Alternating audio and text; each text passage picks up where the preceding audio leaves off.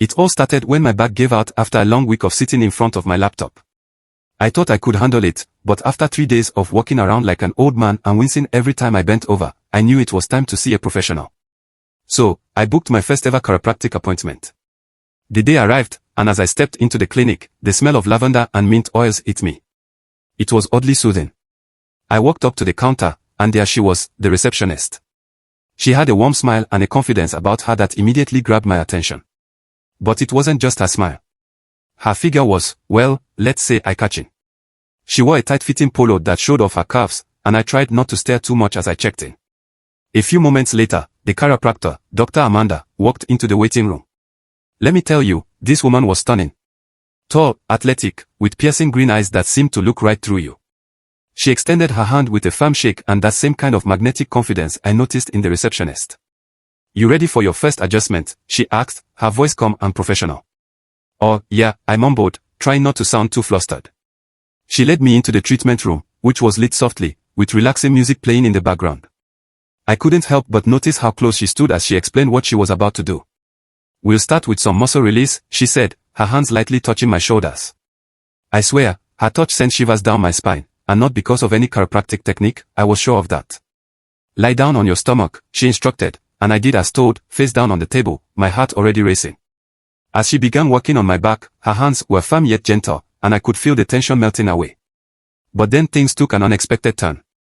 We need to get deeper into your lower back, she said, so I need you to shift a bit. As I moved, her hand slid lower, pressing along the muscles near my hips. Suddenly, her chest brushed against me as she adjusted my position. I'm not going to lie, it caught me off guard. My mind raced as I tried to focus on anything else, like the pattern on the ceiling, the soft music, or literally anything that wasn't her. But that wasn't the end of it. She continued her adjustments, shifting my legs, pushing my body in ways I didn't expect. Each time she leaned over me, I felt her warmth, and my thoughts were getting all mixed up. Then came the final adjustment, the infamous spine crack. Take a deep breath in, she said softly, placing her hands on either side of my back. I did as instructed, and then with a swift motion, she twisted me slightly to one side, causing my spine to crack loud enough to echo through the room. It was such a relief, I let out an involuntary, oh, that sounded a little too satisfied. Dr. Amanda chuckled, and I could feel my face turn red. Good, right? She asked with a playful smile. Yeah, really good, I stammered, trying to regain some composure. After that, she finished up with a neck adjustment. She cradled my head in her hands, her fingers lightly touching the back of my neck. Relax, she said softly, and before I could even think about it, crack. My neck popped, and I felt a wave of relaxation wash over me. But honestly, the only thing I could think about was how close she was, her scent, a mix of mint and something sweet, filling the air. When it was all over, I got up from the table, feeling like a new man.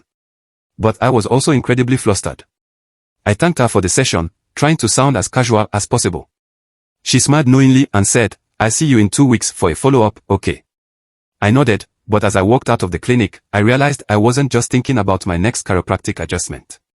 I was thinking about Dr. Amanda. And suddenly, I couldn't wait for that next appointment.